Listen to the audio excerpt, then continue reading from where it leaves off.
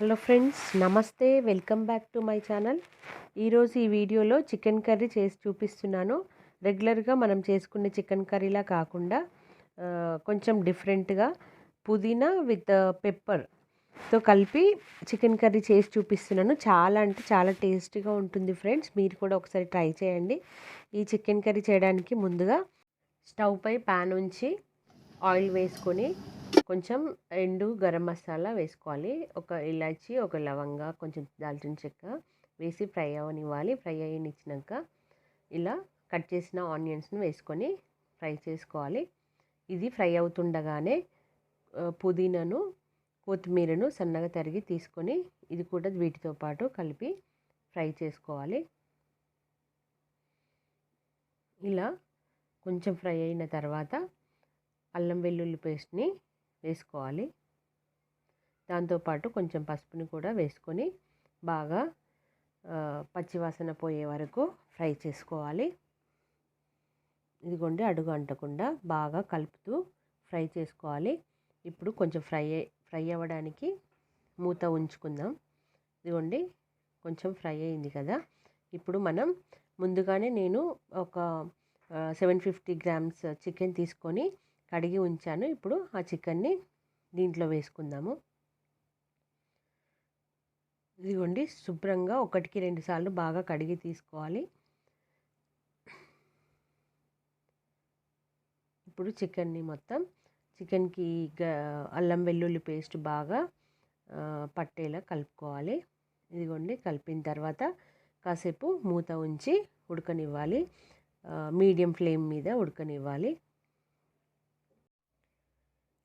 ఇట్లా మధ్య మధ్యలో కలుపుకుంటూ ఫ్రై చేసుకోవాలి.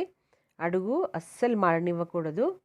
ఇదిగోండి, కొంచెం ఫ్రై అయిన తర్వాత ఇప్పుడు మిరియాల పొడిని అంటే పెప్పర్ను వేసి కలుపుకుందాము.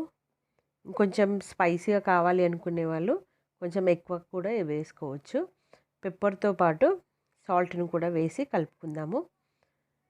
ఇప్పుడు చికెన్కి బాగా కలిసే వరకు కలుపుకొని ఇప్పుడు కొంచెం చికెన్కి పట్టేలా ఉడకనివ్వాలి.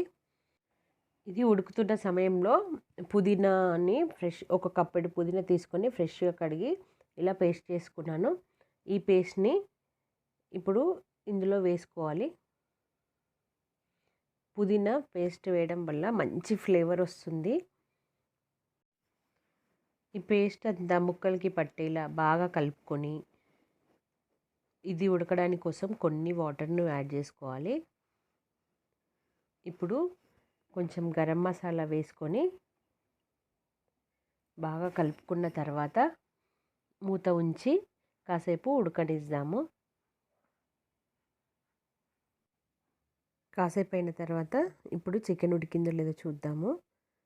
ఇదిగోండి, ఆయిల్ అంతా పైకి వచ్చింది. ఇప్పుడు చికెన్ రెడీ అయింది. ఫైనల్గా కొత్తిమీరను వేసి డిష్ అవుట్ చేసుకుందాం. చూడండి ఫ్రెండ్స్, ఎంత సింపుల్గా చికెన్ రెడీ చేసుకున్నామో. ఎప్పుడు చేసుకునే చికెన్లా కాకుండా ఇలా అప్పుడప్పుడు మనం ట్రై చేసామంటే ఇంట్లో కూడా ఈ వెరైటీ రెసిపీని తినడానికి చాలా ఇష్టపడతారు. ఈ రెసిపీ కనుక మీకు నచ్చిందా ఫ్రెండ్స్? నచ్చితే లైక్ చేసి మీ ఫ్రెండ్స్కి షేర్ చేయండి. ఇప్పటివరకు నా ఛానల్ని కనుక సబ్స్క్రైబ్ చేయనట్టయితే సబ్స్క్రైబ్ చేసి పక్కనే ఉన్న బెల్ ఐకాన్ని ప్రెస్ చేస్తే నేను చేసే కొత్త వీడియోలన్నీ మీ మొబైల్కి నోటిఫికేషన్గా వస్తాయి. మీరు కనుక ఇంట్లో ఈ రెసిపీని ట్రై చేసినట్టయితే ఎలా వచ్చిందో నాకు కామెంట్ చేసి చెప్పండి. ఇంకా మీ సజెషన్స్ని కూడా నాకు కామెంట్ రూపంలో తెలియచేయగలరు. Thank you for watching my video.